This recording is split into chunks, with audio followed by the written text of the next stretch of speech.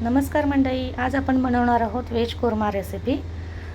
त्यासाठी लागणारं साहित्य आहे बघा, इथे मी साहित्य घेतलं आहे। इथे घेतला आहे आपण फ्लॉवर, कांदा, मटार, आलं लसूण पेस्ट, कोथिंबीर, कढीपत्ता, 2 हिरव्या मिरच्या, गाजर, शिमला मिरची, परसबी, टोमॅटो आणि बटाटा एवढं आपल्याला साहित्य लागणार आहे। आणि आपण इथे काजू आणि खसखस एक 10 मिनिटं पाण्यात भिजवून ठेवलेले आहे। ह्याची आपल्याला पेस्ट करून घ्यायची आहे। चला तर मग सुरुवात करूया आजच्या रेसिपीला। एक कढई इथे गरम करत ठेवली आहे मी आणि त्याच्यात तेल आपण आता टाकणार आहोत। तेल व्यवस्थित गरम होऊ द्यायचं।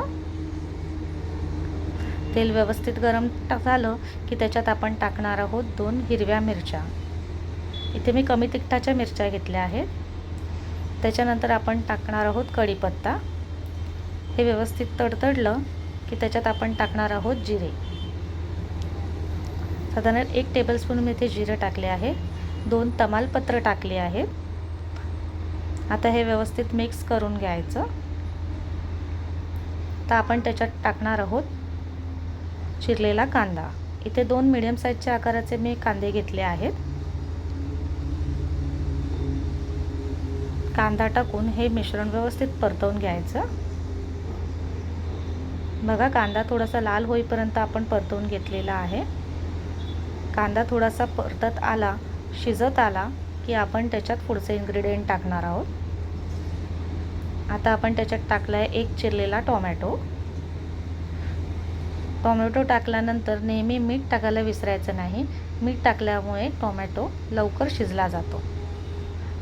आता आपण मीठ टाकून व्यवस्थित परतवून घेणार आहोत आणि त्याच्यानंतर आपण 2 मिनिटांसाठी हे झाकण ठेवून वाफ काढून घेणार आहोत।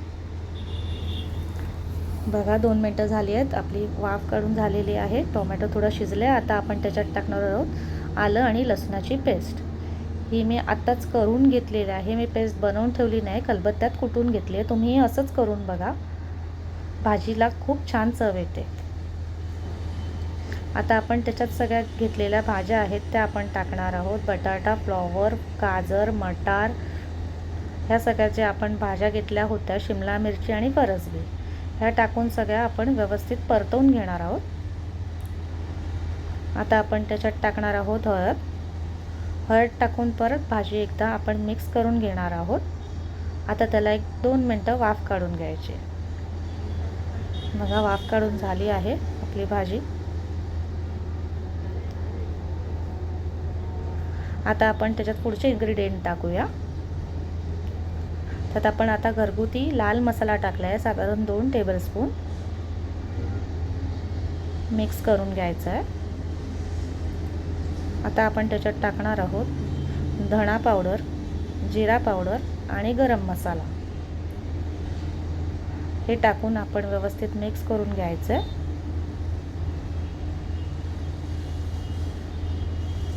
छान भाजीला असं ते कोट झालं पाहिजे, मसाले सर्व लागले पाहिजे।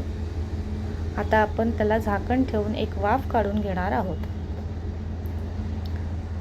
बघा, इथे व्यवस्थित अशी वाफ काढून आपण घेतलं आहे। आता आपण त्याच्यात टाकणार आहोत काजू आणि खसखस, जे आपण भिजवत ठेवलं होतं त्याची आपण पेस्ट करून घेतली आहे आणि ती आपण त्याच्यात टाकली आहे। भाजी खाली लागू नये म्हणून थोडंसं पाणी त्याच्यात ॲड केलं आहे आपण। आता आपण त्याच्यात टाकणार आहोत चवीप्रमाणे मीठ। आणि आपण काजू आणि जे खसखसची पेस्ट केली होती त्याच्या मिक्सरमध्येच मी थोडंसं पाणी टाकून तेच पाणी त्याच्यात आता टाकलं आहे आणि आपण वाफ काढून घेणार आहोत। बघा, वाफ काढून झाली आहे। 5 मिनिटं आपण वाफ करून शिजवत ठेवलेली भाजी होती। आता व्यवस्थित अशा भाज्या आपल्या शिजलेल्या आहेत। ह्याच्यात तुम्ही तुमच्या आवडीनुसार पनीरही ॲड करू शकता। मी इथे टाकलं नाही आहे, तुम्हाला आवडत असेल तर तुम्ही पनीरही टाकू शकता। मस्त अशी भाजी आपली रेडी आहे। वरून आता कोथिंबीर टाकून आपण गार्निश करूया त्याला।